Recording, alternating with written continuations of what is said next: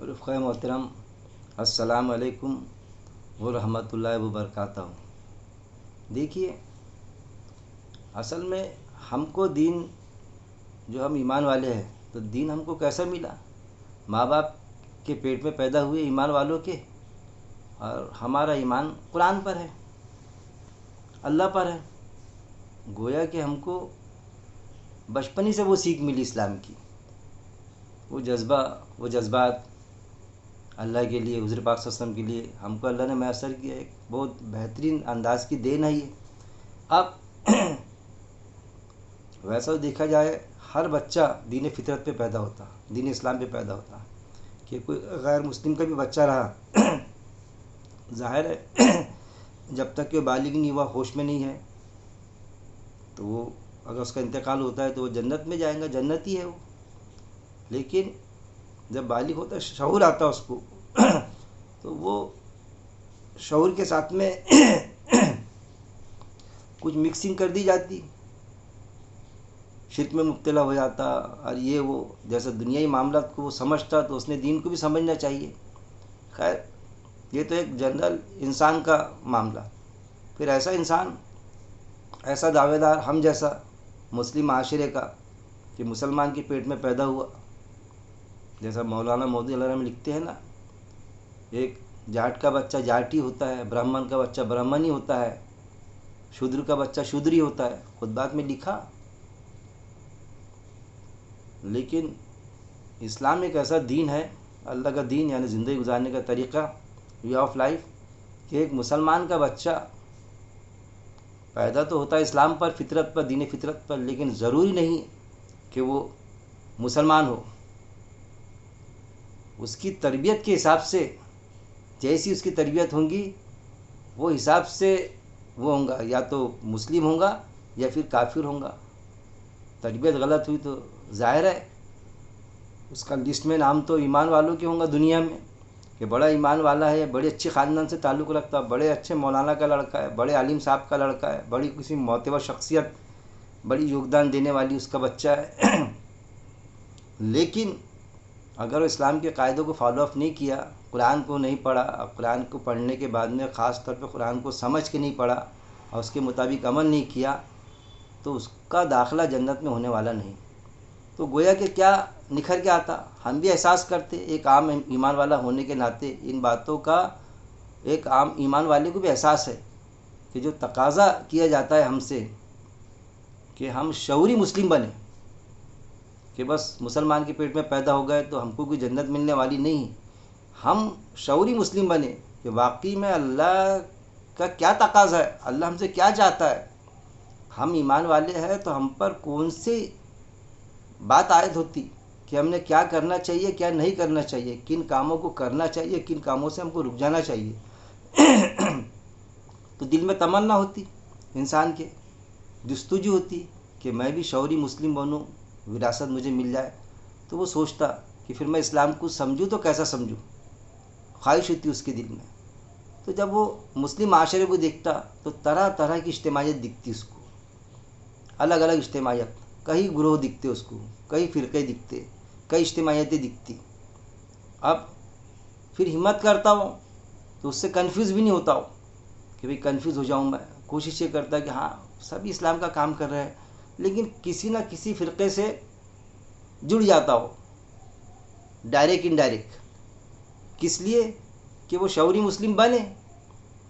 اب اس میں دیکھا جاتا ایک تو مسلک، وہ تو خیر مسلک کی بحث بعد میں ہے، کہ کوئی غیر ایمان والا ہے، غیر مسلم بھائی ہمارا، تو وہ تو سب سے پہلے یہ سوچیں گا کہ میں ایمان میں آؤں تو میں کس مسلک سے جڑوں۔ تو یہاں پر بھی کہ ایک مسلک کے امام ابو حنیفہ کے ہونے کے بعد میں بھی کئی فرقے ہم کو مسلم معاشرے میں منظر عام پہ دکھتے۔ اب کچھ جماعتیں ایسی بھی ہے، فرقے تو نہیں بولنا چاہیے، جماعت بولنا چاہیے، کیونکہ ان کا نظم العین صاف بیان کرتے قرآن ہوتا، اور ان سے جڑ کے کام کرنے میں کوئی مذائقہ نہیں۔ میں کبھی مخالفت نہیں کرتا، کسی بھی جماعت سے جڑ کے کام کریں ہم، کوئی، لیکن تنقید تو ہوں گی، تنقید کی اجازت ہے۔ مخالفت علم کی بنیاد پہ ہوں گی، بغض کی بنیاد پہ مخالفت نہ کرے۔ تو گویا ہم اس بات پہ تھے کہ وہ چاہتا ہے کسی اجتماعی سے جڑ جائے، پھر ایک اجتماعیت ایسی بھی ملیں گی یا کچھ کہ جو صاف انداز پہ ایک اجتماعیت ہی ملتی مسلم معاشرے کے نقشے میں پوری دنیا میں، خاص طور پہ انڈیا میں، کہ اجتماعیت کے بغیر اسلام نہیں۔ دیکھیے کتنا خطرناک چیز کہ ان کا یہ عقیدہ ہے کہ اجتماعیت کے بغیر اسلام ہے ہی نہیں، ایک انسان اکیلا اسلام پر چل ہی نہیں سکتا۔ اس طرح سے انہوں نے بنایا، اور اس میں غلط فہمی کا شکار اس اجتماعیت سے جڑے ہوئے زیادہ تر افراد یہ بات کا، اس عقیدے کا شکار ہو گئے، کنفیوز ہو گئے، یا پھر اس بات کو مان لیتے کہ ہاں اجتماعیت کے بغیر اسلام ہے ہی نہیں۔ کام کرنے کا ایک اجتماعیت سے کام کرے تو کام کو گتی ملتی، کام کو پاور آتا، کام کرنا آسان جاتا ہم کو، اس سے کوئی انکار نہیں ہے کہ کسی بھی کام، کوئی بھی کام، چاہے اسلام کے حساب سے ہو، اسلام سے ہٹ کے کام ہو، اگر ہمارے کوئی ایمان والے نہیں بھی ہے، کوئی اچھا کام اگر اجتماعیت کے ساتھ میں کر رہے ہیں وہ تو اس کام کی سراہنا کرنا چاہیے ہم نے کہ بھئی کام تو اچھا ہو رہا ہے۔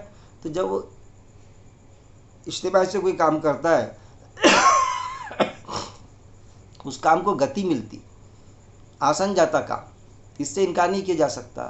اور اللہ نے یا اسلام نے یا آپ صلی اللہ علیہ وسلم نے اجتماعیت سے جڑ کے کام کرنے کو منع نہیں فرمایا، لیکن اس کا اس طرح قائل ہونا کہ اجتماعیت کے بغیر اسلام ہی نہیں ہے، تو یہ بے بنیاد عقیدہ ہے، بے بنیاد بات ہے کہ اگر کوئی اجتماعیت کے عقیدے عقائد غلط رہے کہ بھئی 100 عقیدے ہیں ان کے پاس میں قرآن کے مطابق، اور 3 4 5 عقیدے کوئی غلط ہے، تو پھر کیا ہم ان عقیدوں میں ان کا ساتھ دیں گے؟ بالکل ہم ساتھ نہیں دیں گے ان کا، اس سے پرہیز کریں گے، بلکہ تنقید کریں گے کہ بھئی یہ عقیدہ آپ اپنا درست کر لو۔ کیوں کہ قرآن کے عین مخالف عقیدہ ہے وہ، لیکن ہم کو بتایا جاتا ہے اجتماعیت کے بغیر اسلام نہیں ہے، ذہنوں میں ہمارے دل و دماغ میں پیوست کر کے رکھ دیا کچھ اجتماعیت نے، جبکہ ایسا نہیں ہے۔ قرآن کی آیتیں گواہ ہے ابراہیم السلام کے بارے میں کہ وہ سب سے کٹ کے ایک اللہ کا ہو گیا تھا اور مشرکوں میں سے بالکل نہیں تھا۔ اور پھر آپ وسلم کو کیا ڈائریکشن دی اللہ نے کہ چلو تو بس ابراہیم السلام کے راستے پر، ان کے طریقے پر چلو، جو سب سے کٹ کے ایک اللہ کا ہو گیا تھا۔ اب پھر یہ بھی بتایا کہ ابراہیم السلام اپنے آپ میں ایک امت تھی، امت بتایا گیا، دیکھیے کہ وہ اکیلی بھی تھے تو اپنے آپ میں ایک امت تھے وہ۔ تو ہمارا بھی رویہ یہ ہونا چاہیے کہ ہم کو جب بتلایا گیا پیارے نبی صلی اللہ علیہ وسلم کو ابراہیم السلام کے راستے پر، ان کے طریقے پر چلنے کا بتایا گیا، تو انہوں نے ہم کو وہی راستہ بتلایا۔ وہ راستہ کیا؟ ہم قرآن سے جڑے کوئی اجتماعیت سے بھی ہم جڑ کے کام کرنے میں کوئی مذائقہ نہیں، لیکن اگر ان کا عقیدہ کسی معاملے میں غلط ہو، قرآن کے خلاف ہو، تو ہم تنقید کریں ان پر۔ لیکن جب ہم تنقید کرتے جڑنے کے بعد میں ان کو اس بات کی کہ بھئی یہ غلط ہے، تو یہ بھی دیکھنے میں آیا کہ وہ ہماری بات کو کنڈم کرتے، جبکہ قرآن کی بات ہوتی نہیں، وہ کتابیں لا کے دیں گے، اس کی اصطلاحات ایسی، فلاں مولانا لکھے ایسی اصطلاحات، ویسی اصطلاحات۔ ارے بھئی آیت سیدھی کہہ رہی ہے نا۔ اب یہ عقیدے کو دیکھیے کہ آیت سیدھی کہہ رہی کہ اکیلا بھی اگر کوئی پلیٹ فارم، کوئی اجتماعیت کے غلط عقیدے تو ہم اس سے جڑ کے کیسا کام کریں گے؟ ہم اکیلا کام کریں گے، کم سے کم ان مدعوں پر، ان پوائنٹس پر جو بگاڑ کی صورتیں ان میں عقیدے کی۔ لیکن نہیں، ہم نے اگر وہ الگ کام کرنا شروع کیے تو پھر ہم پر تانے دیے جاتا، تنقید بھی نہیں، تانا۔ تنقید تو ایسا ہوتی کہ کوئی قرآن کے حساب سے کام رہا اور وہ نہیں کیے تو تنقید ہوگی، لیکن تانا، ارے بھائی ان کو بھیڑیے نے اچک لیا، یہ بتایا جاتا، اجتماعیت سے ہٹ گئے ان کو تو بھیڑیے نے اچک لیا، یہ بتا کے اس کو ایسا کیا جاتا، ذلیل کمزور کیا جاتا اس کو، کہ دوسرے جو دیگر ہے وہ بھی اس طرح کی حرکت نہ کرے، کہ کہاں وہ بھی اس کی بات کو سمجھ جاتے اور اس سے مل کے وہ بھی تنقید کرنا شروع کرتے، تو بڑا گرا گزرتا۔ بلکہ یہاں تک کہ دیکھنے میں آیا کہ وہ شخص اپنی بات پر جمے رہتا تو اس کو فتنہ ہے کر کے فساد کر رہا، اس طرح سے بھی تمغہ دینے کی کوشش کرتے، اور پھر لگتا ان کو کہ اتنا کام کرنے والا، ہر معاملے میں اس کے اپنے معاملات بھی درست، تو سب خاموش، اس ذمہ دار شخص کو بولنے کے لیے تیار نہیں کہ یہ کیا بات بول رہے ہیں آپ، کس کے بارے میں بول رہے ہیں، وہ جو تنقید کر رہے ہیں اس پر آپ غور کرو کہ وہ صحیح ہے یا غلط ہے، تو وہ بھی نہیں، ہم تو بس غلط کام میں ملوث رہیں گے؟ اجتماعیت، اتنی بڑی اجتماعیت غلط ہو سکتی ہے کیا؟ تنقید کرنے کی کوئی اجازت نہیں، مطلب بولے جاتا لیکن پریکٹیکل میں تنقید کرے تو بڑا برا لگتا. یہ بھی ایک چیز دیکھنے میں آگے باقاعدہ اجتماعیت میں. پھر مجبوری میں اس کو الگ سے جڑ کے کام کرنا پڑتا قرآن کے مطابق، کیونکہ وہ شعوری مسلم بننا چاہتا. پھر یہ بھی بتایا جاتا بآواز بلند کہ بھائی گروہ عصبیت اور شخصیت پرستی کو اسلام میں کوئی جگہ نہیں ہے. ڈنکی کی چوٹ پر بولے جاتا، لیکن ہوتی وہ شخصیت پرستی کہ ایک انسان کوئی ذمہ دار کوئی غلط بات پر کسی کو بولتا ہے تو اس کو روکا نہیں جاتا، کیونکہ وہ شخصیت ہے، ذمہ دار ہے جماعت کا. پھر گروہ عصبیت بھی ہے کہ وہ کسی بات پر وہ اس گروہ سے، اس اجتماعیت سے ہٹ کے اگر اپنا کام انجام دیتا، ہٹ جاتا تو بھیڑیے نے اچک لیا، اس طرح سے تمغہ دیا جاتا اس کو، تو ہو گئی نا گروہ عصبیت. تو ڈائریکٹ انڈائریکٹ کوٹ کوٹ کے بھری ہوئی ہے گروہ عصبیت بھی اور شخصیت پرستی بھی. ایون ایک نہیں، مسلم معاشرے کی تقریباً زیادہ تر فرقوں میں، یا یہ بھی کہہ لیجئے ہر فرقے میں یا زیادہ تر فرقوں میں کچھ ہی ہوں گے جو اس سے پرہیز کرتے ہوں گے، لیکن ایک دوسرے کے سارے دوسرے بھی دیکھنے میں آیا. آپ بھی غور کریں کہ ایک دوسرے کے ہر اجتماعیت ایک دوسرے کے اتنے خلاف کہ ایک دوسرے کو کافر تک کے بتلاتے. شخصیت پرستی میں ان کے جو ذمہ دار نے جو بات بول دیا تو وہ بات چلائیں گے، ان کے اجتماعیت نے جو بات کو جو پیٹرن کو منظوری دے دی تو وہی پیٹرن چلائیں گے. دوسرا فرقہ اگر اس قرآن کے حساب سے کوئی بات بھی پیش کرے تو نہیں، یہ ہٹ کر ہے نا. تو ایک دوسرے کو کافر بولنے کے لیے تیار، بولتے باقاعدہ ڈائس پر کافر، مخالفت کڑے انداز میں، کتابیں تک کے لکھ دیے. تو ایسے وقت میں ایک جو جنرل ایمان والا رہتا، جو شعور حاصل کرنا چاہتا کہ وہ چاہتا کہ میں شعوری مسلم بنوں، تو وہ تو کنفیوز ہو جاتا نا، اور کنفیوز ہو رہا ہے کہ اجتماعی سے جڑنا چاہتا، جب جڑتا تو یہ ساری چیزوں کا سامنا کرنا پڑتا اس کو. یہاں تک کہ جس اجتماعی سے جڑتا وہ اس کو نظر انداز کرتی. لیکن کچھ ایسے رہتے اللہ کے بندے ہمت والے کہ اکیلے کام شروع کرتے، قرآن سے جڑ جاتے. میں اکیلا ہی چلا تھا جانبی منزل، مگر لوگ ساتھ آتے گئے اور کارواں بنتا گیا. تو پھر لوگ بھی ساتھ میں آتے، اس کے تعداد کم رہتی، اور پھر وہ شکل بنتے جاتی اجتماعیت کی خود بخود. یہ بھی ایک چیز ہے. لیکن باوجود اس کے بولے جاتا کہ بھائی کتنے لوگ ہیں ان کے ساتھ، ان کا درس کتنے لوگ سنتے، ان کی بات پر کیسا کیا معاملہ، اس طرح سے بولے جاتا. لیکن اس سے دل چھوٹا کرنے کی ضرورت نہیں، کیونکہ اسلام کے قاعدے کو سمجھیے آپ کہ سارے لوگ پوری دنیا کے ایمان سے پھر جائے، اگر ایک اکیلا ایمان والا بھی ایمان پر قائم ہے تو اس کی جنت طے ہے اللہ کے پاس میں. ایسا نہیں کہ سب پھر گئے میں کیا کروں. اس کی جنت کو خطرہ نہیں ہے اگر وہ قرآن کے حساب سے اپنی زندگی بسر کر رہا ہے تو، ایمان کے ساتھ میں. وہ بھی چیزوں کو ہم کو سمجھنا چاہیے کہ ہم کو ہماری وراثت حاصل کرنی ہے. جنت کے معاملے میں ہم کو بالکل خود غرض ہونا ہے. ہمارے رشتہ دار، ہمارے ماں باپ، بھائی یا ہماری اجتماعیت، ہم کوشش کریں ان کو سمجھانے کی، کیونکہ منوانا تو ہمارے ذمہ ہے ہی نہیں. ہم صرف سمجھا سکتے، بات کو پیش کر سکتے. اگر وہ نہ مانے تو چھوڑ دیں ان کے حال پر. لیکن ہم بیزارگی اختیار نہ کریں، ہم اپنے آپ کو اکیلا محسوس نہ کریں. ہم یہ سمجھے کہ نہیں، اگر ہم حق پر ہے تو ہم کو جنت ملنا ہی ہے. جنت کے معاملے میں اتنی تو خود غرضی ہونا چاہیے کہ بہت بڑی اجتماعیت دکھ رہی ہے، جب اس سارے لوگ مخالف ہو گئے ہمارے، تو ہم کام کرنا چھوڑ دیں گے اللہ کے دین کا. ہم اکیلی کام کرتے جائیں گے ابراہیم السلام کی طرح، جیسا بھی کام کی گتی ہوں گی. لیکن ہم اس طریقہ کار کو نہیں چھوڑیں گے. پھر یہ بھی کم سے کم 20 25 30 آیتیں ایسی ملیں گی کہ اکثریت اس کو نہیں مانیں گی. کس کو؟ قرآن کی بات کو اکثریت نہیں مانیں گی، قلیل تعداد ہی مانیں گی. تو اللہ تعالیٰ نے ہمت افزائی کی ان آیتوں کے ذریعے کہ ہماری تعداد اگر قلیل بھی ہے، ہم ایک ہے، یا تعداد ایک دم کم بھی ہے، بکھری ہوئی تعداد بھی ہے، تو بھی ہم یہ نہ سمجھے. اللہ کے نظر میں تو اللہ نے قرآن میں بتا دیا ہے کہ ہر ایمان والا اللہ کا ولی ہے، اور اللہ ہر ایمان والے کا ولی ہے، یعنی دوست. اور ہم ولی تلاش کرتے، چلتے پھرتے ولی، اس پر بھی درس قرآن موجود ہے میرے.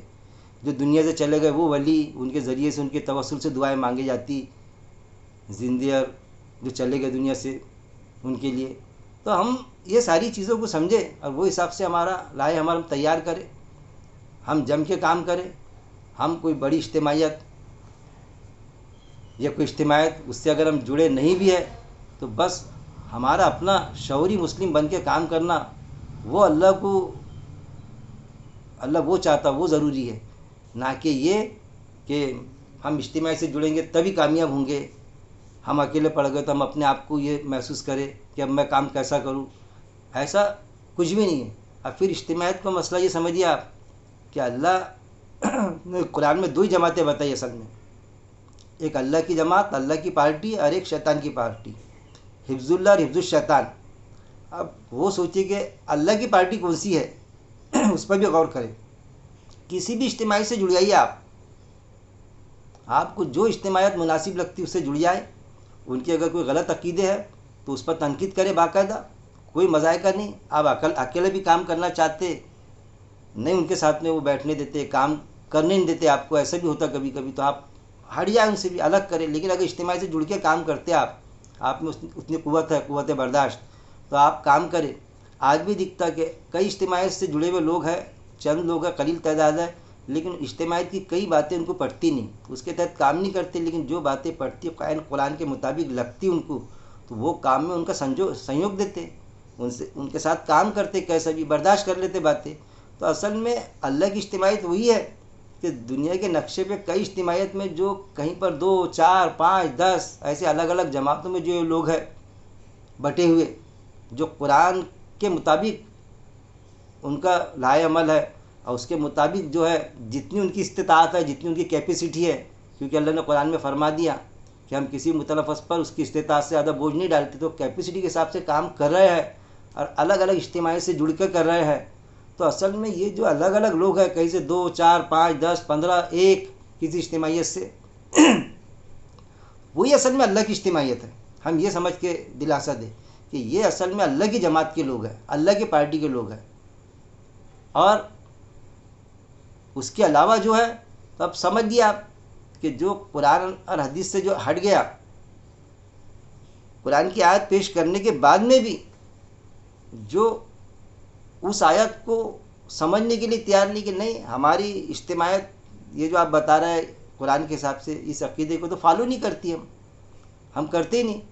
آپ کوئی بہت بڑے عالم ہو گیا, یہ اتنی بڑی اجتماعیت کوئی غلط ہو سکتی کیا, وہ فلانی بات طرح طرح کے جواز لاتے وہ, تو اس سے سنکوچ کرنے کی کوئی ضرورت نہیں. ہم یہ سوچیں کہ الگ الگ اجتماعیت میں بھی لوگ رہیں گے تو وہ اصل میں جو کل ملا کے اور ہم کو دکھتے, جب ہم یوٹیوب پر دیکھو تو ایسا لگتا ہے کہ جو بات ہمارے ذہن میں آئی تو وہ فلانا شخص, کوئی جنرل, وہ عالم, اس کو علم, وہ وہی چیز پیش کرتا, قرآن کی آیت کی پوری وہ تفسیر بتاتا, وہ ترجمانی بتاتا کہ نہیں ایسا نہیں ایسا ہے, تو بڑی ہمت ملتی ہم کو. تو اصل میں کیا ہے, ہم تو اس کے سمپرک میں بھی نہیں ہوتے, تو وہ اللہ کی پارٹی کا ہے, اللہ کی جماعت کا ہے, ہم بھی اللہ کی جماعت کے ہیں. تو ایسے بکھرے ہوئے لوگ ملیں گے ہم کو اللہ کی جماعت کے, جس سے ہماری ہمت افزائی ہوتی. اور کسی طرح کا ہم دل میں ملال نہ رکھے, اور یہ نہ سوچے کوئی اگر اجتماعیت کہتی ہے ہم سے کہ بھائی بھیڑی نے اچک لیا, اس کو بھیڑی نے اچک لیا, تو اس کو بولنا, یہ بولنا آپ کو مبارک ہو. قرآن کی کوئی آیت نہیں ہے ایسا کہ قرآن کے مطابق ہم کسی بات پہ چلے اور اجتماعیت کا عقیدہ اس بات سے ہٹ کر اور ہم اس عقیدے کو لے کے چلے, اس کے مطابق ہم کام کریں تو ہم کو بھیڑی نے اچک لیا, ایسا نہیں ہے. بلکہ قرآن کی آیت تو یہ ہے, سورہ الفرقان آیت نمبر 73 کہ رحمان کے بندوں کی صفت میں ہمیشہ کہتا ہوں اللہ نے بتایا. ان کی کیا صفت ہے کہ ہماری آیتوں میں اندھے بہرے ہو کے نہیں گھستے. کوئی بھی بڑا عالم, فاضل, ذمہ دار, کتنا بھی بڑا ہو, ہمارا باپ ہو یا کیا ہمارے بزرگ ہو, کوئی بھی ہمارے والد محترم ہو, تو آیت پر ہم غور و تدبر کریں گے, اندھے بہرے ہو کے تھوڑی گھس جائیں گے. اور غور و تدبر کے بعد میں اللہ سے دعا کریں گے کہ اللہ وہ چیز سمجھا دے جو تو سمجھانا چاہتا. اور ہم کو ایسا لگا کہ نہیں یہ تو غلط ہے, شعور ہم کو بتائیں گے یہ چیز غلط ہے, تو اس چیز سے ہٹیں گے, ہم ان پر تنقید کریں گے کہ نہیں بھائی یہ آیت کو آپ نے کیسا, یہ تو آیت کا سیدھا, تو وہ بتلائے تو وہ مانتے بھی کہ ہاں یہ آیت کے آپ جو بتا رہے یہی میننگ ہے, کوئی بھی فلاں آیت کے فلاں میننگ, لیکن کیا ہے کہ اتنی بڑی اجتماعیت غلط ہو سکتی کیا. اور پھر ایک چیز کہ عربی میں ایک لفظ کے کئی معنی ہوتے, خطرناک چیز یہ بھی ڈال کے رکھ دی کہ ہم نے جو ٹرانسلیشن کی ہے اس کا تو اس کو ایکسیپٹ بھی کرتے اور پھر اپنا ٹرانسلیشن سامنے لاتے کہ اجتماعیت کی طرف سے آیا ہوا ٹرانسلیشن ہے، کوئی بڑے ذمہ دار، کوئی بڑی معتبر شخصیت تھی، تو وہ کیسی غلط ہو سکتی، شخصیت پرستی، گرو عصبیت گھسی بھی ہے ان میں. اب بھائی یہ ترجمہ پھر غلط ہے کیا؟ نہیں، اس کے سیاق و سباق ایسا بتاتے.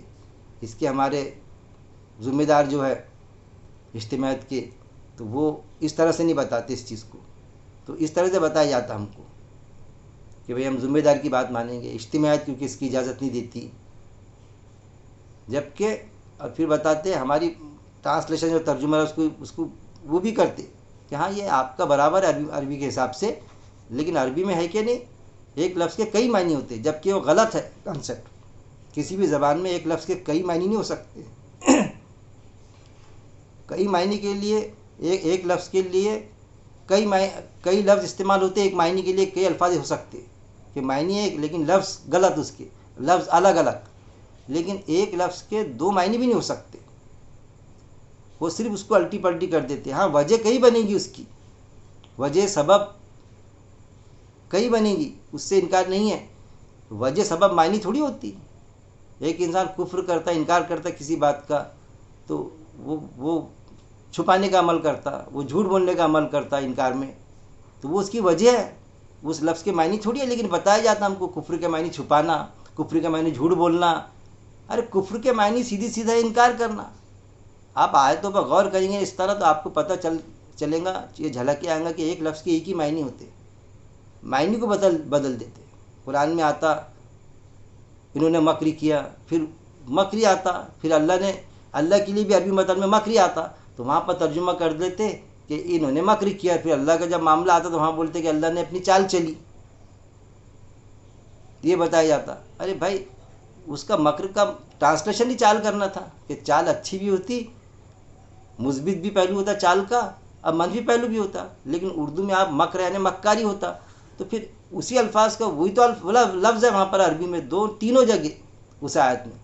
غالباً سورہ مریم کی آیت ہے وہ، اور ایک دو جگہ بھی اس طرح سے ملتا کہ 3 مقام پر مکر آیا، اللہ کے لیے بھی اور انہوں نے جو چال چلی اس کے لیے بھی مکر. تو اللہ کے لیے چال چلی، اللہ نے ایک وہ تدبیر کی. اب دیکھیے مکر کے معنی چال چلی ہو جا رہا، مکر کے معنی تدبیر کرے یہ بھی ہو جا رہا. ارے چال چلنا، تدبیر کرنا، یہ اس کے سبب و وجہ رہیں گی، اسے انکار نہیں کیا جا سکتا. لیکن کیا لفظ کی میننگ بدلیں گے؟ کیا اس کے ایک ہی میننگ آئے گا اس کا کہ اگر چال لکھیں گے تو چال، یا پھر تدبیر لکھو ہم. تو کیونکہ اردو میں ان کو ٹرانسلیشن کرنا ہے، مکر کے معنی اردو میں مکاری ہوتے، ایسے ذلیل کے معنی کمزور ہوتے، تو وہ بھی ہم سمجھے. عربی میں عزیز کے معنی زبردست ہوتے،